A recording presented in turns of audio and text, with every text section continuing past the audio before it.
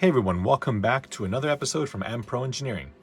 In this episode, we're going to pick up basically where I left off on the buyer's guide or the review for this WPL, which I am absolutely in love with. Now, I did disassemble it for that video because I was curious with the electronics in there. And I still stand by my belief that the electronics on this are quite above average. In fact, I've driven it a lot since you last saw this. It's not too dirty. I've just been driving it outside and I really like this thing. So in this episode, what I'm going to do is make a light kit to, well, make everything light up on it, do some detailing. I was going to paint it, but honestly, the paint job on here is good. So there's really no reason to repaint the thing. But what I will do is add some stripes to it, and I will paint the interior. I don't really like black interiors. Maybe we go burgundy, or maybe we go, I don't know, blue. We'll figure something out. And I want to figure out if I can put some drivers in here, because that would be awesome. First things first is I was going to just spray paint the markers in orange, but then I realized that the decal is actually really nice. It has a little trim on it. So what I'm going to do instead is, well, obviously I put the sticker on it. I'm going to paint the entire housing in black so that it doesn't light bleed around this. And I'll do the same with the taillight lens here. We'll pop that out. So let me go ahead and do that right now, and I'll be right back. This isn't going to be a step-by-step. This is just kind of covering what I plan on doing with this. And the reason I'm not doing a step-by-step on this video is that I've done all of these before. So if you're curious on how to paint or make the LED wiring harness, there's links in the description to earlier videos where I've done all of these things. So let's get going. I've gone ahead and decaled every one of these up.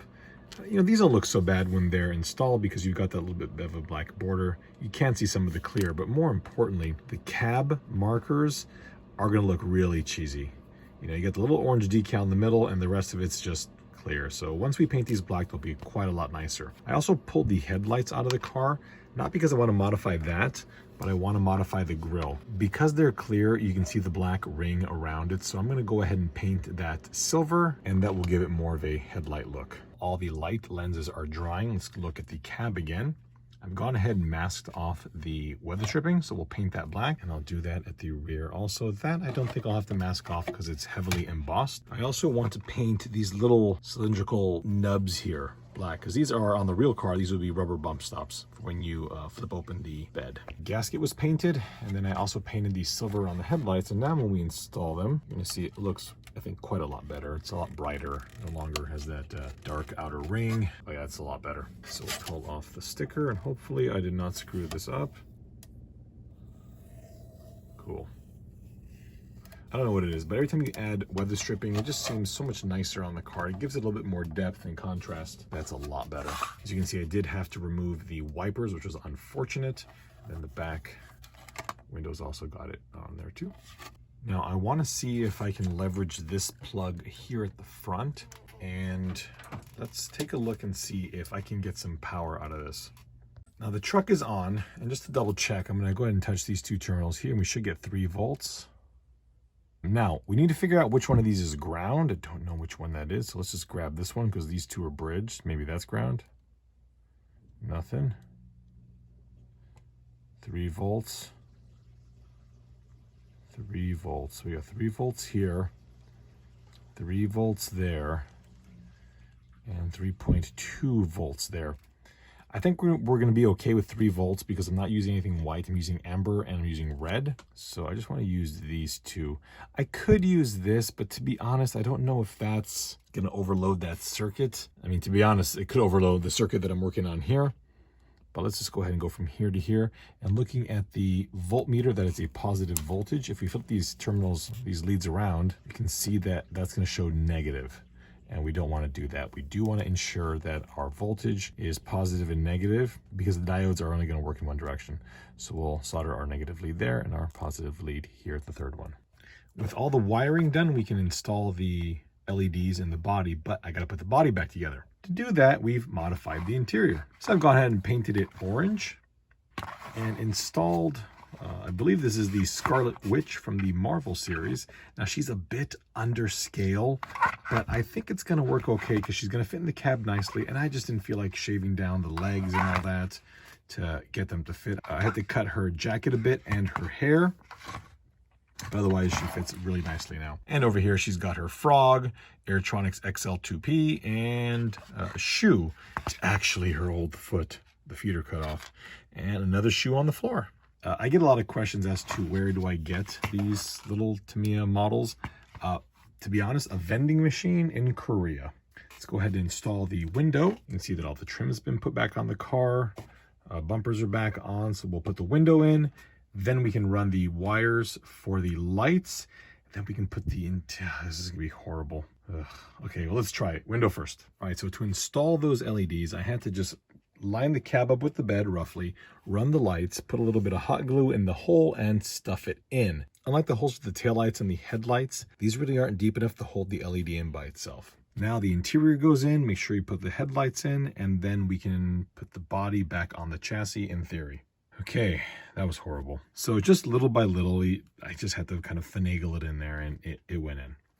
Next, we'll run these front marker lights, glue them in place, and then I think we're done. We're gonna have to tidy up some wiring here and tidy up the power switch, but otherwise I think we're okay. So let's run these and put the body back on. Everything's lined up. This will have to double stick tape when the body is on.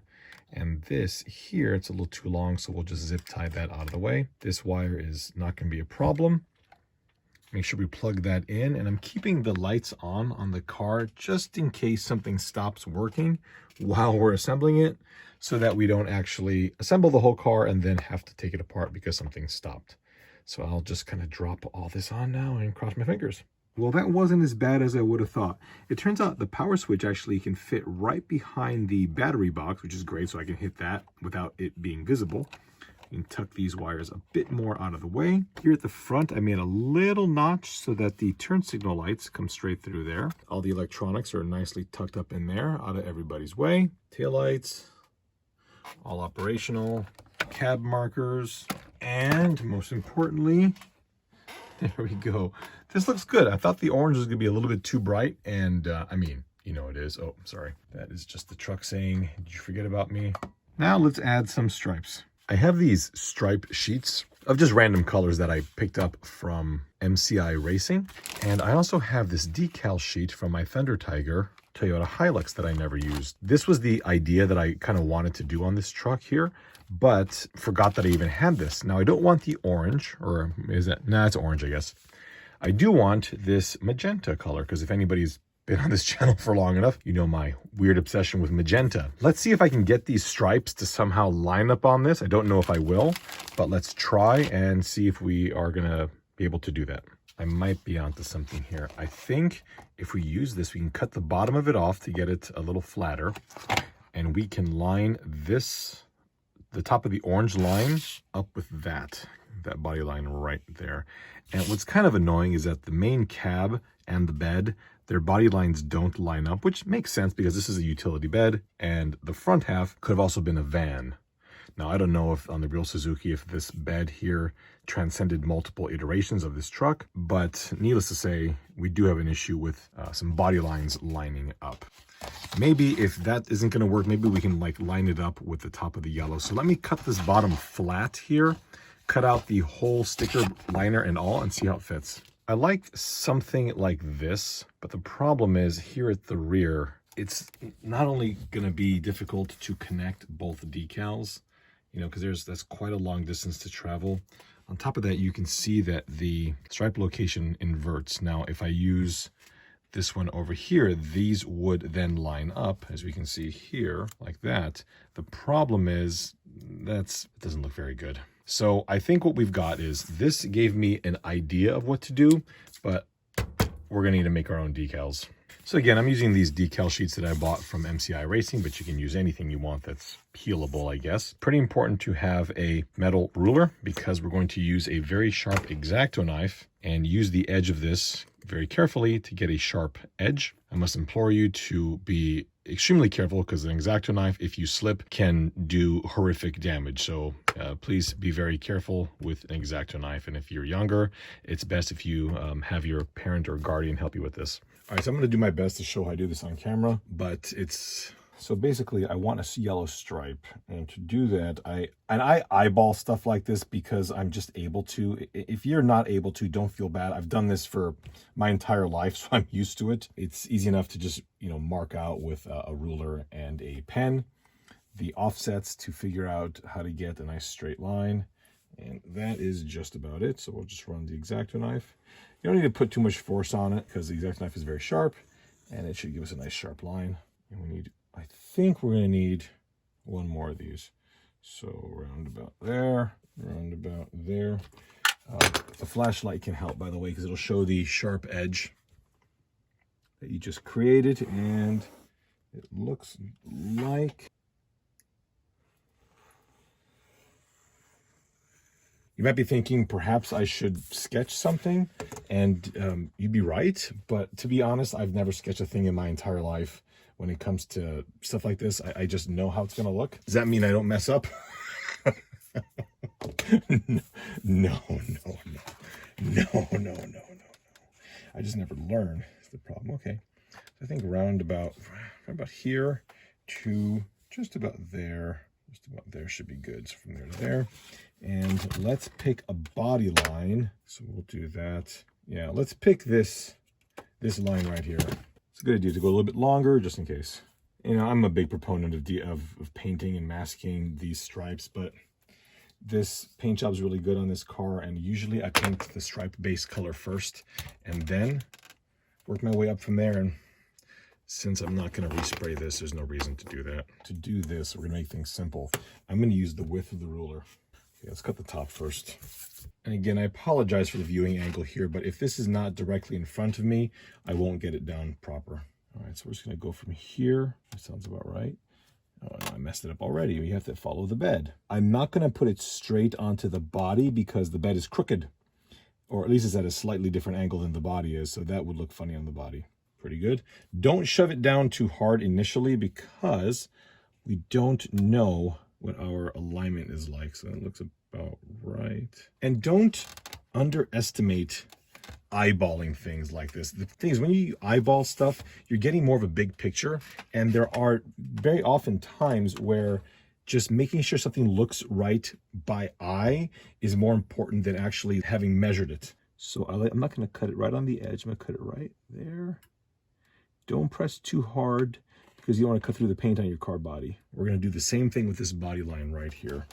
That one I will try and cut the edge. Let's see if we can do it. I think I did it. I don't know. There it goes. The little sliver. Next, we'll cut the yellow bar on the front and the yellow bar on the rear. And I should do two of them.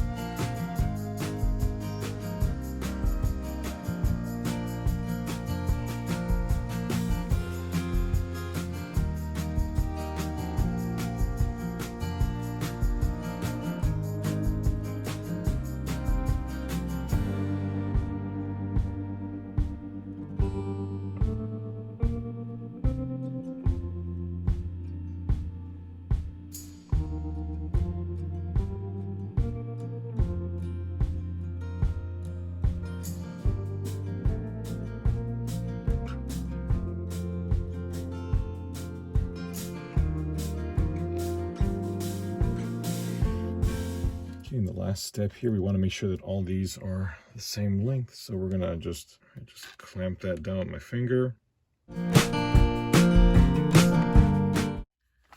The last thing that we're going to do to the D12 in this video is install the optional upgraded metal rear axle with metal drive shaft. This did come from WPL, and as someone who has purchased these from random sellers on eBay, I must, in this case, urge you to purchase this directly from WPL. Oftentimes the sellers will get the different models mixed up, like the 4-wheel leaf sprung ones versus the 4-link WPLs, and there are certain subtle differences, not in the axle housing but in some of the additional hardware. So I've gotten these axle shafts where, you know, I'll buy a set for the rear and it comes with the axle shaft for the front, so you end up having to kind of mix and match parts from your plastic kit version versus this, and it's always been kind of a pain. So there's a link in the description to this part from WPL, and oftentimes eBay sellers do not sell these with the rear drive shaft. What I will not do in this video is go into depth on how to assemble these. If you are interested in that, I've done an entire video on the build of the WPL C34 all metal edition, where I do go into the full build of the front and rear axles as well as the entire car. Now, grabbing my screwdriver, I am noticing that these screws have been installed into the input housing on the drive shaft, and I don't know why they've done that, but oftentimes these are not threaded. This is interesting because we can see here that these holes are tapped. In some of the drive shafts I've bought off of eBay, these are not even machine screws that go in here like came with it. Usually you'll get a shank style screw where the front has self-tapping threads and the remainder of the body is actually just a bare shaft. So this is fantastic to see because I will not have to cut my own threads. I'd also like to mention that these are the nicest metal housings I have ever seen from WPL. The ones from the C34 kit were okay, but these have a very different feel about them. WPL has done quite a lot in the last few months to heavily alter their look. I mean, they've gone from kind of cheap toys to going the extra distance to build and produce their cars. Got the rear end installed and it went in just as the old one came out. Nothing spectacular there. Drive shaft, metal drive shaft is in. The keen-eyed observer will note the different wheels and tires. Now, the tires are kind of a pain to get your hands on because they are constantly sold out from RC 4-wheel drive. These are a 1/18 scale tire from them. They're Goodyear Wranglers MTRs, I think. I've used them a million times. Now, the wheels are a different story. The wheels are an AMPro product, and these are actually reject wheels for Project Dumpster Box. The offset is all wrong. Anyway, I was going to toss them, and then I realized, let's just try them on the WPL and see if they fit. And, you know, the answer is not really. The rear offset is a little bit too wide, so you can see that the wheel sticks out a little bit more than it should, and the front is a little bit too narrow. So these are currently not available for sale. I will make another batch of these that, first off, have the correct number of lug nuts, and secondly, will fit better on the car. With that said, however, this upgrade has been completed. I really dig how this truck looks. The stripes came out exactly as I wanted, perhaps even a little bit better. The night driving with all the lights is fantastic. And the tires, that was kind of a big problem I had with the original wheels and tires, was that I think they look great, but there's no sidewall give. On these here, there's quite a lot of flex, which is great. It makes it a little bit bouncy on bumpy surfaces, but for the most part, I think it actually smooths out the handling. You may want to see this thing driving, but this video has gotten way too long and it's raining outside, so I will make a video of this thing driving around and we'll post that soon. So I hope you enjoyed this video. I hope you enjoyed these upgrades. This has been an absolutely ball of a little truck to modify and to drive. And believe me, you'll see lots more of this truck coming up very soon. Thank you so much for watching, and we'll see you next time.